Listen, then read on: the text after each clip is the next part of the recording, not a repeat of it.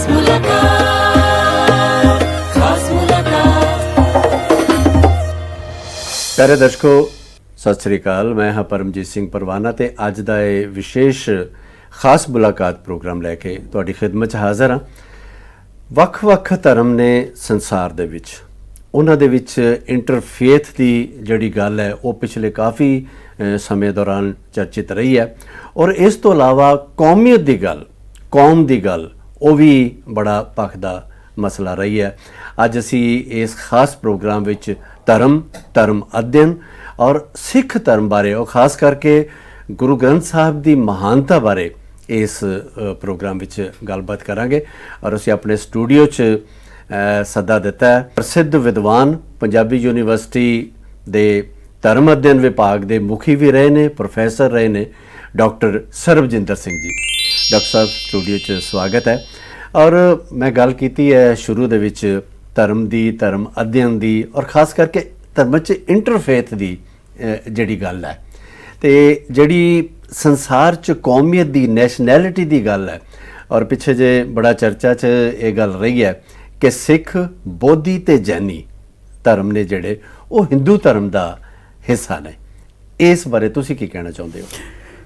परवाना जी, सब तो पहलां ते तुहाडा बहुत धन्नवाद कि चढ़दी कला टाइम टीवी वालिਆਂ ने मैनूं अज मौका प्रोवाइड कीता कि मैं पंजाब दे इस खित्ते दे विच अपने लोकां दे नाल कुछ अहम गल्लां जिहड़ियां ने वो सांझियां करां। ये मेरे लिए फख्र की गल है। मैं तुहाडा ते डॉक्टर इंद्रप्रीत मैनेजिंग डायरैक्टर तुहाडे जिहड़े ने उन्हां दा धन्नवाद करदा हाँ। बड़ा इंपॉर्टेंट इशू जिहड़ा है, भखवा मसला जिहड़ा है तुसीं अज छेड़िया है ते ये गल्लां जिन्ना चिर तक असीं लोक मानसिकता का हिस्सा नहीं बनाउंदे उन्ना चिर तक असीं समस्यावां दे जंगल विच उलझे रहांगे। ते इस गल विच मैनूं कहण च कोई शक नहीं है कि पंजाब दा इह भूगोलक खित्ता ते जे पंजाब तो बाहर भी जाओ तो हिंदुस्तान का यह भूगोलक खित्ता जिहड़ा है वड्डियां समस्यावां विच उलझा होया है ते इन्हां दा मूल कारण जिहड़ा है वो धर्म है। हुण तुहाडा जिहड़ा बहुत इंपॉर्टेंट प्रश्न है कि अंतर धर्म संवाद की इस विच कोई रोल अदा कर सकता है जां नहीं कर सकता। दूसरा तुसीं बहुत खूबसूरत जिहड़ा प्रश्न कीता, आपां उस प्रश्न तो शुरू करांगे कि की सिख, बोधी जां जैनी ये इंडिपेंडेंट कम्यूनिटी हैं जां भारती बहु गिणती धर्म है, हिंदू धर्म उहदा पार्ट एंड पार्सल है। क्योंकि ये मसले ने पिछले लंबे समय तो हिंदुस्तान की इस धरती उत्ते बड़ा वड्डे प्रश्न खड़े कीते ने। यूनैस्को दे चार्टर की मैं गल कीती सी, जेकर तुसीं उसका अध्ययन करो जिहड़ा धर्म ते ट्राइबल इंडिपेंडेंट आइडेंटिटी ते कबीले वो प्रसंग दे विच वो मैंशन करता है। बड़ा खूबसूरत प्रश्न है ते मेरी ये इच्छा है कि इस भूगोलक खित्ते दे लोग ही नहीं सगों समुचे संसार दे लोग इस गल नूं सुण, उहनूं अपने चेतिਆਂ 'ਚ वसाउण ਅਤੇ ਵੱਖੋ ਵੱਖਰੇ ਦੇਸ਼ਾਂ ਦੇ ਵਿੱਚ ਇਹ ਵੇਖਣ ਦਾ ਯਤਨ ਕਰਨ ਕਿ ਕੀ ਇਸ ਆਇਡੈਂਟੀਟੀ ਦੇ ਕੋਲ ਇਹ ਐਲੀਮੈਂਟ ਹਨ। ਉਹਦੇ ਵਿੱਚ ਹੈ ਕਿ ਕਿਸੇ ਵੀ ਕਬੀਲੇ ਦੇ ਕੋਲ, ਭਾਈਚਾਰੇ ਦੇ ਕੋਲ, ਕਬੀਲਾ ਐਂਡ ਭਾਈਚਾਰਾ ਸ਼ਬਦ ਹੈ ਉੱਥੇ, ਜੇ 5 ਐਲੀਮੈਂਟ ਨੇ, 5 ਪੈਰਾਮੀਟਰ ਨੇ ਤੇ ਉਹ ਕਿਸੇ ਧਰਮ ਦਾ ਪਾਰਟ ਐਂਡ ਪਾਰਸਲ ਨਹੀਂ ਹੈ, ਉਹ ਇੰਡੀਪੈਂਡੈਂਟ ਆਇਡੈਂਟੀਟੀ ਹੈ। ਤੇ ਮੈਂ ਤੁਹਾਨੂੰ ਦੱਸਣਾ ਚਾਹੂੰਗਾ ਕਿ ਉਹ 5 ਜਿਹੜੇ ਪੈਰਾਮੀਟਰ ਨੇ ਹੈ ਕੀ ਨੇ। ਸੋ ਸਭ ਤੋਂ ਪਹਿਲਾਂ ਉਹ ਕੀ ਕਹਿੰਦੇ ਨੇ ਕਿ ਕੀ ਇਸ ਭਾਈਚਾਰੇ ਕੋਲ ਜਾਂ ਇਸ ਕਬੀਲੇ ਕੋਲ ਪੈਗੰਬਰੀ ਅਜ਼ਮਤ ਦਾ ਜਿਹੜਾ ਕੁਐਸਚਨ ਹੈ ਉਹ ਹੈ ਕਿ ਇਹ ਸੌਖੇ ਸ਼ਬਦਾਂ 'ਚ ਕਹਾਂ ਕਿ ਕੀ ਇਸ ਧਰਮ ਜਾਂ ਭਾਈਚਾਰੇ ਕੋਲ, ਧਰਨਾ ਧਰਮ ਭਾਈਚਾਰੇ ਕੋਲ ਭਾਈਚਾਰੇ ਦਾ ਪੈਗੰਬਰ ਹੈ, ਧਰਮਬਾਨੀ ਹੈ, ਪਹਿਲਾ ਐਲੀਮੈਂਟ। ਹੁਣ ਤੁਸੀਂ ਸਿੱਖੀਜ਼ਮ ਵੱਲ ਨਿਗਾਹ ਮਾਰੋ ਤੇ ਤੁਸੀਂ ਪ੍ਰਵਾਨਾ ਜੀ ਮੈਨੂੰ ਆਪ ਦੱਸੋ ਕਿ ਸਿੱਖ ਧਰਮ ਦਾ ਧਰਮਬਾਨੀ ਹੈ? ਜੀ ਬਿਲਕੁਲ, ਸਾਡੇ ਕੋਲ ਧਰਮਬਾਨੀ ਹਨ। ਹਾਂਜੀ, ਗੁਰੂ ਨਾਨਕ ਸੱਚੇ ਪਾਤਸ਼ਾਹ ਹਜ਼ੂਰ ਸਾਡੇ ਧਰਮਬਾਨੀ ਹਾਂ ਤੇ 9 ਉਹਨਾਂ ਦੇ ਉਤਰਾਧਿਕਾਰੀ ਨੇ। ਜੀ ਬਿਲਕੁਲ। ਗੁਰੂ ਗ੍ਰੰਥ ਸਾਹਿਬ ਮਹਾਰਾਜ ਸਾਡਾ ਸ਼ਬਦ ਗੁਰੂ ਹੈ। ਨੰਬਰ 2 ਕਿ ਉਸ ਕਬੀਲੇ ਕੋਲ ਆਪਣੀ ਲਿਪੀ ਹੈ। ਹੁਣ ਇੱਥੇ ਪ੍ਰਸ਼ਨ ਹੈਗਾ ਕਿ ਤੁਸੀਂ ਨਿਗਾਹ ਮਾਰ ਲਓ ਆਪਣੇ ਵੱਲ ਕਿ ਪੰਜਾਬੀ ਸਾਡੀ ਭਾਸ਼ਾ ਹੈ, ਪੰਜਾਬੀ ਦੀ ਲਿਪੀ ਹੈ, ਅਸੀਂ ਉਸ ਨੂੰ ਗੁਰਮੁਖੀ ਦੇ ਨਾਮ ਨਾਲ ਯਾਦ ਕਰਦੇ हैं। और गुरु ग्रंथ साहब उसे लिपि अंकित है। 2 एलिमेंट हो गए। तीसरा कि इस किसी कबीले कोल ਇੰਡੀਪੈਂਡੈਂਟ ਕਲਚਰ ਹੈ, ਉਹਨਾਂ ਦਾ ਆਪਣਾ ਸੱਭਿਆਚਾਰ ਹੈ। ਸੱਭਿਆਚਾਰ ਪ੍ਰਵਾਨਾ ਜੀ ਬੜੀ ਵੇਗ ਟਰਮ ਹੈ, ਇਹਨੂੰ ਡਿਫਾਈਨ ਕਰਨਾ ਈਜੀ ਨਹੀਂ ਹੈ, ਕਿਉਂਕਿ ਉੱਥੇ ਮੈਂਸ਼ਨ ਹੈ ਕਿ ਜਨਮ ਤੋਂ ਲੈ ਕੇ ਮਰਨ ਤੱਕ ਜੋ ਵੀ ਹੈ ਉਹ ਸੱਭਿਆਚਾਰ ਦਾ ਹਿੱਸਾ ਹੈ। ਸੋ ਬਹੁਤ ਵੇਗ ਟਰਮ ਹੈ, ਲੰਮੀ ਟਰਮ ਹੈ। ਪਰ ਮੈਂ ਤੁਹਾਨੂੰ ਇੱਕ ਗੱਲ ਦੇ ਨਾਲ ਇਹ ਸਮਝਾ ਸਕਦਾ ਕਿ ਜਿਹੜਾ ਮੈਰਿਜ ਸੈਰੇਮਨੀ ਹੈ ਉਹ ਸੱਭਿਆਚਾਰ ਦਾ ਹਿੱਸਾ ਹੈ ਜੀ। ਤੇ ਪੰਜਾਬ ਦੇ ਵਿੱਚ 3 ਵੱਡੀਆਂ ਕਮਿਊਨਿਟੀਆਂ ਨੇ, ਸਿੱਖ ਨੇ, ਹਿੰਦੂ ਨੇ ਅਤੇ ਮੁਸਲਮਾਨ। ਵਿਆਹ ਦੀ ਜਿਹੜੀ ਸੈਰੇਮਨੀ ਹੈ ਸਿੱਖਾਂ ਦੀ ਆਪਣੀ ਟ੍ਰੈਡੀਸ਼ਨ ਦੇ ਨਾਲ ਹੈ, ਹਿੰਦੂਆਂ ਦੀ ਆਪਣੀ ਟ੍ਰੈਡੀਸ਼ਨ ਦੇ ਨਾਲ ਹੈ, ਆਪੋ ਆਪਣੀ ਰਵਾਇਤ ਤੇ ਮੁਸਲਮਾਨਾਂ ਦੀ ਆਪਣੀ ਰਵਾਇਤ ਹੈ ਜੀ।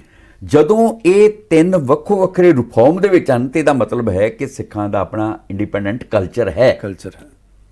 ਸੋ ਤੀਸਰਾ ਐਲੀਮੈਂਟ ਸਾਡੇ ਕੋਲ ਅਵੇਲੇਬਲ ਹੈ।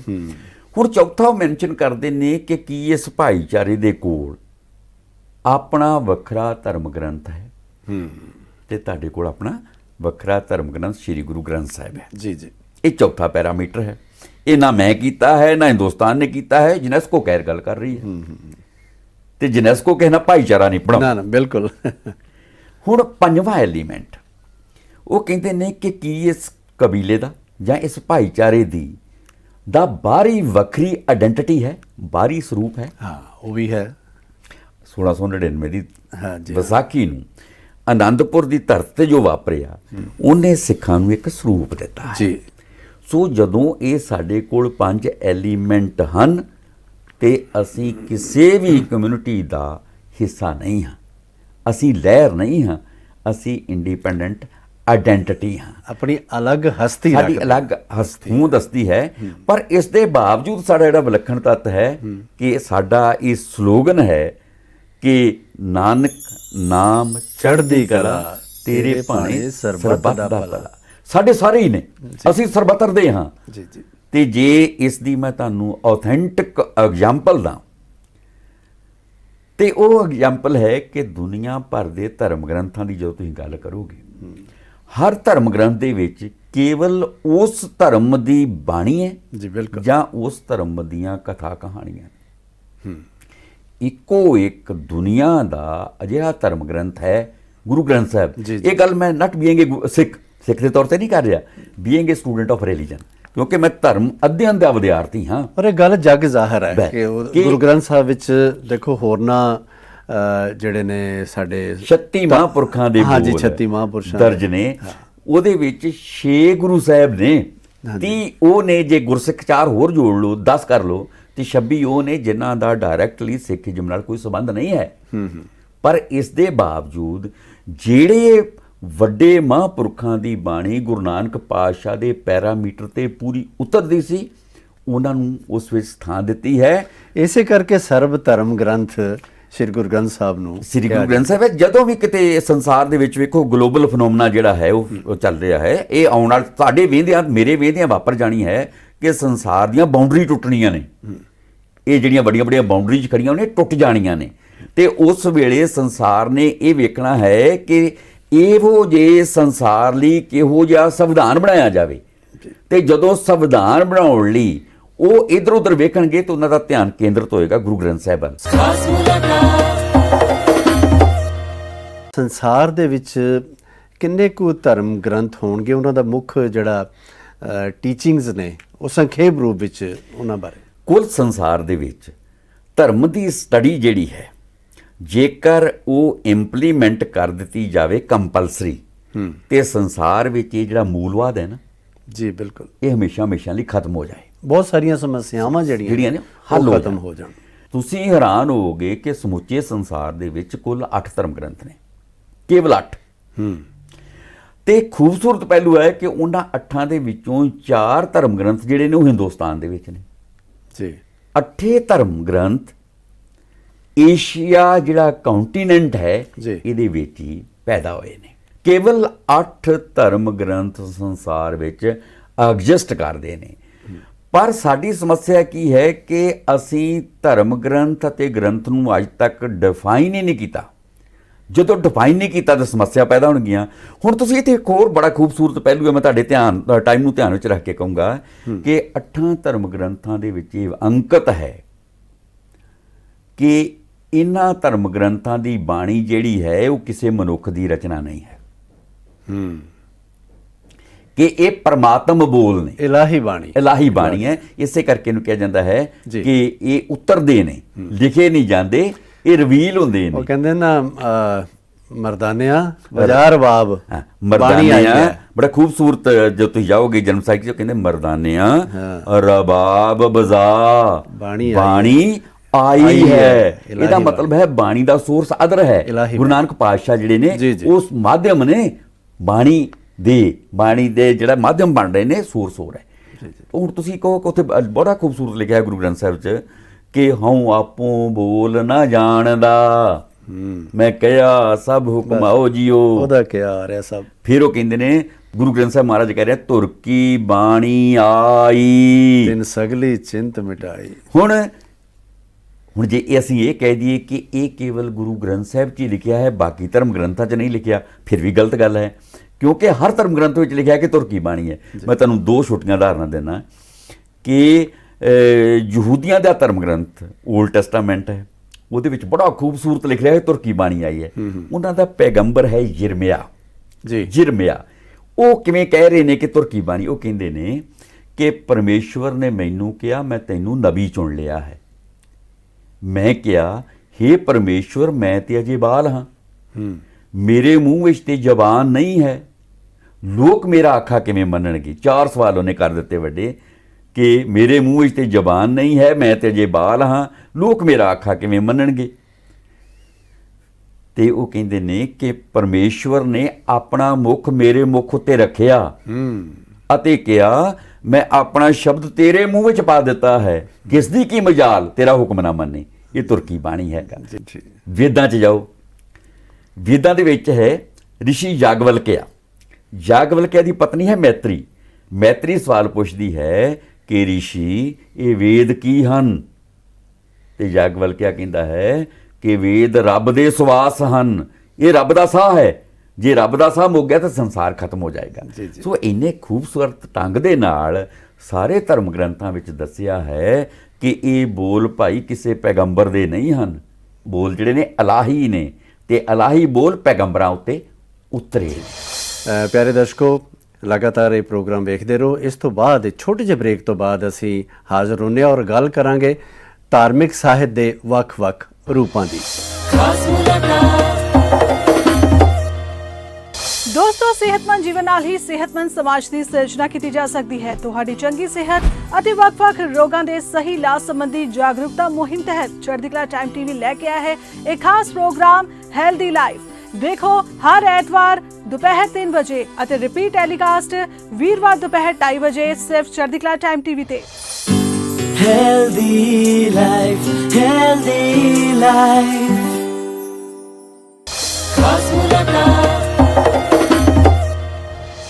ਪਿਆਰੇ ਦਰਸ਼ਕੋ, ਬ੍ਰੇਕ ਤੋਂ ਬਾਅਦ ਇੱਕ ਵਾਰ ਫਿਰ ਤੁਹਾਡਾ ਸਵਾਗਤ ਹੈ। ਅੱਜ ਇਸ ਵਿਸ਼ੇਸ਼ ਖਾਸ ਮੁਲਾਕਾਤ ਪ੍ਰੋਗਰਾਮ ਵਿੱਚ ਅਸੀਂ ਗੱਲਬਾਤ ਕਰ ਰਹੇ ਹਾਂ ਧਰਮ ਗ੍ਰੰਥਾਂ ਬਾਰੇ ਔਰ ਖਾਸ ਕਰਕੇ ਸਿੱਖ ਧਰਮ ਦੀ ਵਿਲੱਖਣਤਾ ਬਾਰੇ। ਸਾਡੇ ਵਿਸ਼ੇਸ਼ ਮਹਿਮਾਨ ਨੇ ਡਾਕਟਰ ਸਰਬਜਿੰਦਰ ਸਿੰਘ ਜੀ। ਡਾਕਟਰ ਸਾਹਿਬ, ਧਾਰਮਿਕ ਸਾਹਿਤ ਦੇ ਜਿਹੜੇ ਵੱਖ-ਵੱਖ ਰੂਪ ਨੇ ਉਹ ਸੰਖੇਪ 'ਚ ਸਾਡੇ ਦਰਸ਼ਕਾਂ ਨਾਲ ਸਾਂਝੇ ਕਰੋ। ਬੜਾ ਸੰਖੇਪ ਦੇ ਵਿੱਚ ਮੈਂ ਤੁਹਾਨੂੰ ਦੱਸਣਾ ਚਾਹੂੰਗਾ ਕਿ ਧਰਮ ਨਾਲ ਸੰਬੰਧਿਤ ਸਾਹਿਤ ਦੇ 3 ਰੂਪ ਨੇ। ਹਾਲਾਂਕਿ ਅਸੀਂ ਧਰਮ ਦੇ ਜਿਹੜੇ ਪਹਿਲੇ ਰੂਪ ਨੂੰ ਸਾਹਿਤ ਨਹੀਂ ਕਹਿੰਦੇ, ਪਰ ਇਸ ਦੇ ਬਾਵਜੂਦ ਕਿਉਂਕਿ ਲਿਖਤ ਰੂਪ 'ਚ ਹੈ, ਇਸ ਕਰਕੇ ਅਸੀਂ 3 ਰੂਪ ਉਹਨਾਂ ਦੇ ਮੰਨ ਲਿਆ। ਸਭ ਤੋਂ ਪਹਿਲਾਂ ਹੈ ਧਰਮ ਗ੍ਰੰਥ, ਦੂਸਰਾ ਹੈ ਗ੍ਰੰਥ ਅਤੇ ਤੀਸਰਾ ਹਨ ਪੁਸਤਕਾਂ। ਸਿੰਪਲ ਫਰਕ ਇਹਨਾਂ ਦੇ ਵਿੱਚ ਜਿਹੜੇ ਮੈਂ ਤੁਹਾਨੂੰ ਦੱਸਣਾ ਚਾਹਾਂਗਾ ਤਾਂ ਕਿ ਸਾਡੇ ਸਰੋਤਿਆਂ ਨੂੰ ਇਸ ਗੱਲ ਦਾ ਪਤਾ ਲੱਗ ਜਾਏ ਕਿ ਧਰਮ ਗ੍ਰੰਥ ਦਾ ਕੋਈ ਕਰਤਾ ਨਹੀਂ ਹੁੰਦਾ। ਆਪਾਂ ਪਹਿਲਾਂ ਵੀ ਗੱਲ ਕਰ ਚੁੱਕੇ ਹਾਂ। ਸੋ ਇੱਥੇ ਆਪਾਂ ਡਿਟੇਲ ਗੱਲ ਨਹੀਂ ਕਰਾਂਗੇ। ਸੈਕੰਡ ਨੂੰ ਕਹਿੰਦੇ ਨੇ ਗ੍ਰੰਥ, ਧਰਮ ਗ੍ਰੰਥ ਅਤੇ ਗ੍ਰੰਥ। ਹਮੇਸ਼ਾ ਧਿਆਨ ਰੱਖੋ ਕਿ ਗ੍ਰੰਥ ਧਰਮ ਗ੍ਰੰਥ ਨਹੀਂ ਹੋ ਸਕਦਾ ਤੇ ਧਰਮ ਗ੍ਰੰਥ ਨੂੰ ਗ੍ਰੰਥ ਤੱਕ ਸੀਮਤ ਨਹੀਂ ਕੀਤਾ ਜਾ ਸਕਦਾ। ਜੀ ਬਿਲਕੁਲ। ਹੁਣ ਜਿਹੜਾ ਗ੍ਰੰਥ ਹੈ, ਜਿਵੇਂ ਧਰਮ ਗ੍ਰੰਥ ਦਾ ਕੋਈ ਕਰਤਾ ਨਹੀਂ ਹੁੰਦਾ, ਪਰ ਗ੍ਰੰਥ ਕਰਤੇ ਬਿਨਾਂ ਨਹੀਂ ਲਿਖਿਆ ਜਾ ਸਕਦਾ। ਬਿਲਕੁਲ, ਹਰ ਗ੍ਰੰਥ ਦਾ ਇੱਕ ਕਰਤਾ ਜ਼ਰੂਰ। ਉਸ ਕਰਤੇ ਦੇ ਕੋਲ 2 ਟੂਲ ਹੋਣਗੇ, 2 ਮੈਥਡੋਲੋਜੀਜ਼, 2 ਟੂਲ ਹੋਣਗੇ। ਉਹ ਟੂਲ ਕੀ ਨੇ ਕਿ ਉਸ ਦਾ ਫਿਰਮ ਫੇਥ, ਉਸ ਦਾ ਪੱਕਾ ਵਿਸ਼ਵਾਸ ਆਪਣੇ ਧਰਮ ਗ੍ਰੰਥ ਉੱਤੇ, ਤੇ ਸੈਕੰਡ ਕਰਿਓਸਿਟੀ, ਜਗਿਆਸਾ। ਜੀ। ਵਿਸ਼ਵਾਸ ਅਤੇ ਜਗਿਆਸਾ ਨੂੰ ਲੈ ਕੇ ਉਹ ਧਰਮ ਗ੍ਰੰਥ ਵਿੱਚ ਚੁੰਬੀ ਮਾਰ ਦਿੰਦਾ ਹੈ ਤੇ ਧਰਮ ਗ੍ਰੰਥ ਦਾ ਅਧਿਐਨ ਕਰਦਾ ਹੈ, ਤੇ ਧਰਮ ਗ੍ਰੰਥ ਦੇ ਅਧਿਐਨ ਉਪਰੰਤ ਜਿੰਨੀ ਉਹਦੀ ਬੁੱਧ ਹੈ ਉਹਦੇ ਮੁਤਾਬਕ ਉਹ ਇੱਕ ਗ੍ਰੰਥ ਦੀ ਰਚਨਾ ਕਰ ਦਿੰਦਾ ਹੈ। ਠੀਕ। ਪਰ ਧਿਆਨ ਰੱਖਿਓ ਕਿ ਧਰਮ ਗ੍ਰੰਥ ਜਿਹੜਾ ਹੈ ਉਸ ਤੇ ਸਵਾਲ ਨਹੀਂ ਕੀਤਾ ਜਾ ਸਕਦਾ, ਪਰ ਗ੍ਰੰਥ ਉੱਤੇ ਕਿੰਤੂ ਕੀਤਾ ਜਾ ਸਕਦਾ ਹੈ, ਕਿਉਂਕਿ ਧਰਮ ਗ੍ਰੰਥ ਜਿਹੜਾ ਹੈ ਉਹ ਰੱਬੀ ਬੋਲ ਨੇ, ਪੈਗੰਬਰਾਂ ਦੁਆਰਾ ਲਿਖੇ ਨੇ, ਅਤੇ ਜਿਹੜਾ ਗ੍ਰੰਥ ਹੈ ਉਹ ਕਿਸੇ ਮਨੁੱਖ ਦੀ ਰਚਨਾ ਹੈ। ਸੋ ਕੀ ਹੈ ਕਿ ਧਰਮ ਗ੍ਰੰਥ ਕਿੰਤੂ ਮੁਕਤ ਹੈ, ਗ੍ਰੰਥ ਕਿੰਤੂ ਯੁਕਤ ਹੈ। ਹੁਣ ਸੰਖੇਪ ਦੇ ਵਿੱਚ, ਹਾਲਾਂਕਿ ਇਹ ਇੰਜ ਸੀ ਕਿ ਇਸ ਵਿਸ਼ੇ ਤੇ ਘੰਟਾ ਬੋਲਿਆ ਜਾ ਸਕਦਾ ਹੈ, ਜਿਹੜਾ ਲੋਕਾਂ ਨੂੰ ਦੱਸਣਾ ਬਹੁਤ ਜ਼ਰੂਰੀ ਹੈ। ਤੀਸਰੇ ਜਿਹੜਾ ਪਾਰਟ ਹੈ ਉਹਨੂੰ ਕਹਿੰਦੇ ਆ ਅਸੀਂ ਪੁਸਤਕਾਂ, ਕਿਤਾਬਾਂ। ਗ੍ਰੰਥ ਦੇ ਕਰਤਾ ਕੋਲ 2 ਟੂਲ ਹੁੰਦੇ ਨੇ, ਕਿਤਾਬਾਂ ਦੇ ਕਰਤੇ ਨੂੰ ਇੱਕੋ ਟੂਲ ਦੀ ਲੋੜ ਹੈ।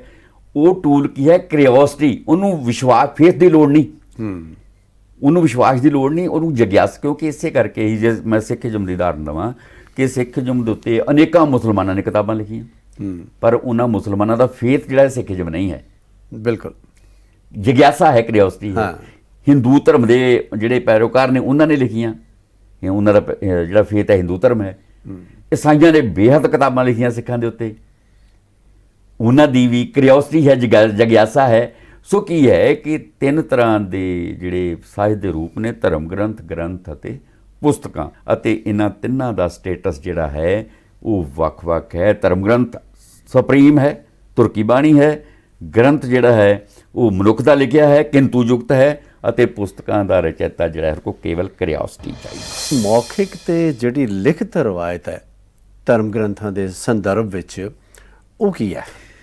ਬੇਸਿਕ ਪ੍ਰਸ਼ਨ ਇਹ ਹੈ, ਜੇ ਮੈਂ ਕਹਾਂ ਜਿਹੜਾ ਤੁਸੀਂ ਕੀਤਾ ਹੈ, ਮੈਨੂੰ ਚੰਗਾ ਲੱਗਾ ਕਿ ਤੁਸੀਂ ਇਹ ਪ੍ਰਸ਼ਨ ਕੀਤਾ ਹੈ, ਕਿਉਂਕਿ ਇਹ ਪ੍ਰਸ਼ਨ ਜਿਹੜਾ ਹੈ ਕੋਈ ਕਰ ਨਹੀਂ ਰਿਹਾ, ਤੇ ਇਹ ਪ੍ਰਸ਼ਨ ਕੀਤੇ ਤੋਂ ਬਿਨਾਂ, ਲੋਕਾਂ ਦੇ ਜਾਣੇ ਤੋਂ ਬਿਨਾਂ ਤੁਹਾਡੀਆਂ ਸਮੱਸਿਆਵਾਂ ਦਾ ਹੱਲ ਨਹੀਂ। ਜਗਿਆਸਾ ਹੋਣੀ ਚਾਹੀਦੀ ਹੈ ਸਰਬੱਤਰ ਨੂੰ। ਇੱਕ ਰਵਾਇਤ ਹੈ ਹਜ਼ਾਰਾਂ ਸਾਲ ਪੁਰਾਣੀ, ਭਾਰਤ ਦੇ ਵਿੱਚ ਬਹੁਤ ਪ੍ਰੋਮੀਨੈਂਟ ਸੀ ਕਿ ਜੋ ਮੁਖ में है वो ही पवित्र है, ਜੋ ਲਿਖਤ में ਆ ਗਿਆ ਉਹ ਅਦਰਕਾ ਹੋ ਗਿਆ। ਹੁਣ ਇੱਥੇ ਸਮੱਸਿਆਵਾਂ ਪੈਦਾ ਹੋ ਗਈਆਂ।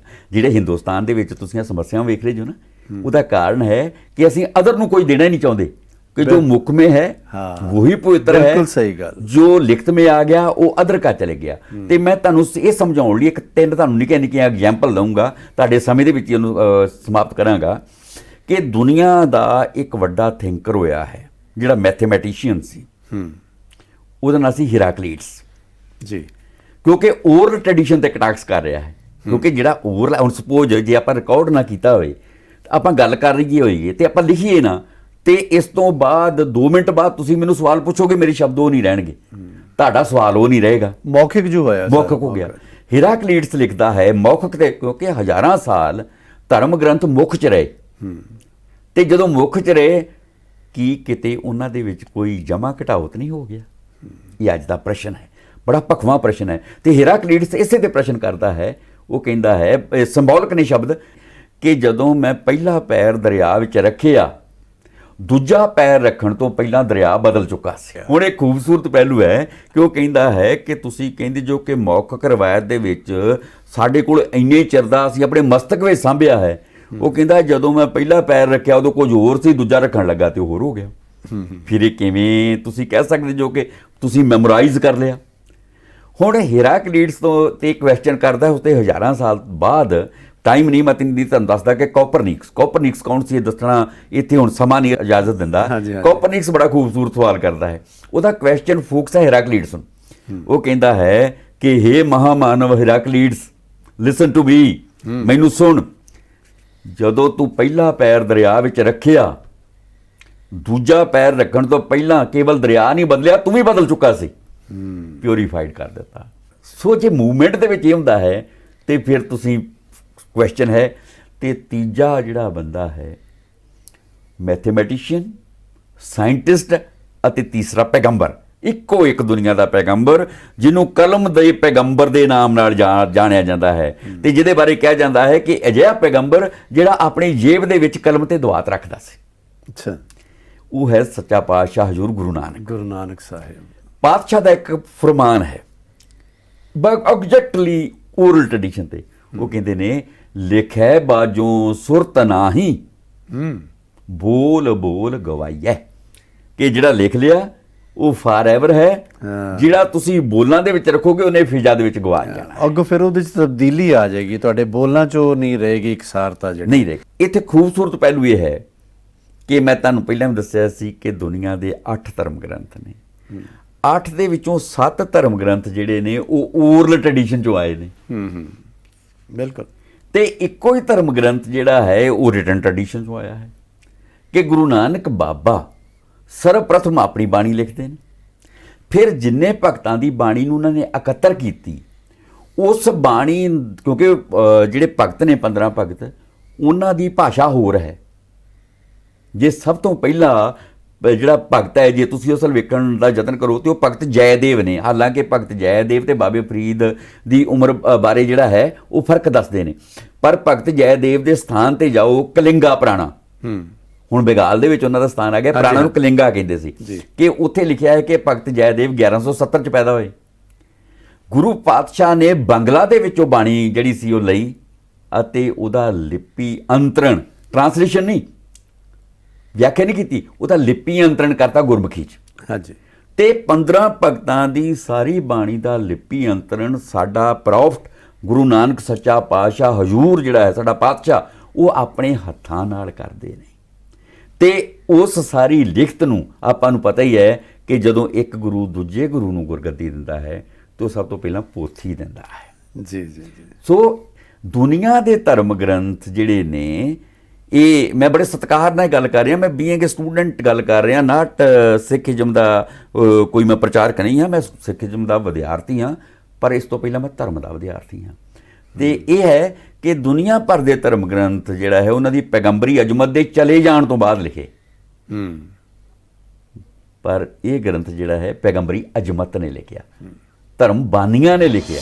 ਇੱਕ ਛੋਟੀ ਜੀ ਗੱਲ ਆਖਰ ਦੇ ਵਿੱਚ ਔਰ ਬੜੇ ਸੰਖੇਪ ਰੂਪ ਵਿੱਚ ਤੁਹਾਡੇ ਤੋਂ ਜਾਣਨਾ ਚਾਹਾਂਗੇ ਕਿ ਸਿੱਖ ਕੌਮ ਆਪਣੀ ਵਿਰਾਸਤ ਨੂੰ ਕੀ ਤੁਸੀਂ ਸਮਝਦੇ ਹੋ ਕਿ ਪਿੱਠ ਦਿਖਾ ਰਹੀ ਹੈ, ਔਰ ਇਸ ਨੂੰ ਦਰੁਸਤ ਕਿਵੇਂ ਕੀਤਾ ਜਾ ਸਕਦਾ? ਪ੍ਰਵਾਨਾ ਸਾਹਿਬ, ਬੜਾ ਇੰਪੋਰਟੈਂਟ ਪ੍ਰਸ਼ਨ ਹੈ। ਚਾਹਾਂਗੇ ਸੰਖੇਪ ਗੱਲ ਕਿ ਵਿਰਾਸਤ ਦੇ ਫਖਰ ਨੂੰ ਯਾਦ ਕਰਨ ਤੇ ਉਸ ਨੂੰ ਸदैव ਸਮਿਆਂ ਲਈ ਆਪਣੇ ਮਸਤਕ ਦਾ ਭਾਗ ਬਣਾ ਲੈਣਾ, ਇਹ ਜਾਗਦੀਆਂ ਕੌਮਾਂ ਦੀ ਨਿਸ਼ਾਨੀ ਹੁੰਦੀ ਹੈ ਜੀ। ਜਿਹੜੀਆਂ ਕੌਮਾਂ ਇਸ ਨੂੰ ਯਾਦ ਰੱਖਦੀਆਂ ਨੇ ਉਹ ਆਪਣਾ ਸदैव ਸਮਿਆਂ ਲਈ ਅਮਰ ਹੋ ਜਾਂਦੀਆਂ ਨੇ, ਤੇ ਜਿਹੜੀਆਂ ਕੌਮਾਂ ਆਪਣੀ ਵਿਰਾਸਤ ਦੇ ਫਖਰ ਵੱਲ ਪਿੱਠ ਕਰ ਲੈਂਦੀਆਂ ਨੇ ਉਹ ਆਪਣਾ ਸਰੂਪ ਵੀ ਗਵਾ ਲੈਂਦੀਆਂ ਨੇ, ਉਹ ਆਪਣਾ ਸਿਧਾਂਤ ਵੀ ਗਵਾ ਲੈਂਦੀਆਂ। ਬਿਲਕੁਲ ਸਹੀ। ਜਿਹੜਾ ਮਾਡਰਨ ਈਰਾ ਦੇ ਵਿੱਚ ਇਸ ਗੱਲ ਤੇ ਮੇਰੀ ਕਮਿਊਨਿਟੀ ਨਾਰਾਜ਼ ਹੋ ਜਾਏਗੀ, ਪਰ ਇਹ ਤੱਥ ਹੈ, ਇਹ ਸੱਚ ਹੈ। ਸਿੱਖੀਜ਼ਮ ਵੰਡ ਦਰ ਵੰਡ, ਟੁਕੜ ਵੰਡ ਵਿੱਚ ਤਬਦੀਲ ਹੋ ਰਿਹਾ ਹੈ। ਸੱਚਾਈ ਬਿਆਨ ਕਰਨੀ ਚਾਹੀਦੀ ਹੈ, ਤਾਂ ਹੀ ਕੋਈ ਰਸਤਾ ਅੱਗੋਂ ਮੈਂ ਕਹਿ ਕਿ ਸਿੱਖੀਜ਼ਮ ਜਿਹੜਾ ਹੈ ਵੰਡ ਦਰ ਵੰਡ, ਟੁਕੜ ਵੰਡ ਵਿੱਚ ਤਬਦੀਲ ਹੋ ਰਿਹਾ ਹੈ। ਇੰਨੇ ਹਿੱਸਿਆਂ ਵਿੱਚ ਰੱਖ ਕੇ ਤੁਸੀਂ ਸਿੱਖੀ ਨੂੰ ਜੇ ਨਿਰਖਣ ਪਰਖਣ ਦਾ ਯਤਨ ਕਰੋਗੇ ਤੇ ਫਿਰ ਗੁਰੂ ਗ੍ਰੰਥ ਸਾਹਿਬ ਦੇ ਜਿਹੜੇ ਮਾਇਨੇ ਨੇ ਉਹ ਤੇ ਬਦਲ ਜਾਣਗੇ। ਬਿਲਕੁਲ। ਸਾਡਾ ਇੱਕ ਪੈਗੰਬਰ ਹੈ, ਸਾਡਾ ਇੱਕ ਧਰਮ ਗ੍ਰੰਥ ਹੈ, ਜੋਤ ਉਹ ਹੈ, ਜੁਗਤ ਸਾ ਹੈ, ਸਹਿ ਕਾਇਆ ਫਿਰ ਪਲਟੀਏ, ਇੱਕ ਹੈ। ਤੋ ਕੀ ਹੈ ਕਿ ਵੇਖੋ, ਸਿੱਖਾਂ ਨੂੰ ਸੋਚਣਾ ਪਏਗਾ, ਸਿੱਖਾਂ ਦੇ ਕੋਲ ਉਹ ਹੈ ਜਿਹੜਾ ਅਦਰ ਕੋਲ ਨਹੀਂ ਹੈ। ਤੇ ਜੇਕਰ ਤੁਸੀਂ ਜਿੱਧਰ ਜੀ ਕੀਤਾ ਭੱਜ ਤੁਰੇ ਤੇ ਅੱਗੇ ਜਾ ਕੇ ਇਹ ਪੁੱਛਣ ਲੱਗ ਪਏ ਵੀ ਅਸੀਂ ਆਏ ਕਿਉਂ ਹੈ ਇੱਧਰ, ਤੇ ਬੌਂਦੜ ਜਾਓਗੇ। ਬਿਲਕੁਲ ਡਾਕਟਰ ਸਾਹਿਬ, ਜੋ ਤੁਸੀਂ ਗੱਲ ਕਹੀ ਹੈ ਕਿ ਸਿੱਖ ਇੱਕ ਵੱਖਰੀ ਕੌਮ ਹੈ ਔਰ ਇਸ ਦੀ ਵੱਖਰੀ ਪਛਾਣ ਹੈ, ਔਰ ਇਸ ਪਛਾਣ ਨੂੰ ਕਾਇਮ ਰੱਖਣਾ ਹਰ ਸਿੱਖ ਦਾ ਫਰਜ਼ ਹੈ। ਬਹੁਤ ਸਾਰੀਆਂ ਗੱਲਾਂ ਹੋਈਆਂ ਨੇ ਔਰ ਤੁਹਾਡੇ ਵਿਦਵਤਾਪੂਰਨ ਜਿਹੜੇ ਵਿਚਾਰ ਸੀ ਉਹ ਮੈਨੂੰ ਲੱਗਦਾ ਹੈ ਕਿ ਸਾਡੇ ਦਰਸ਼ਕਾਂ ਨੂੰ ਜ਼ਰੂਰ ਪਸੰਦ ਆਏ ਹੋਣਗੇ। ਤੁਸੀਂ ਚੜ੍ਹਦੀ ਕਲਾ ਟਾਈਮ ਟੀਵੀ ਦੇ ਸਟੂਡੀਓ 'ਚ ਆਏ, ਤੁਹਾਡਾ ਬਹੁਤ ਬਹੁਤ ਧੰਨਵਾਦ ਜੀ। ਖਾਸ ਮੁਲਾਕਾਤ।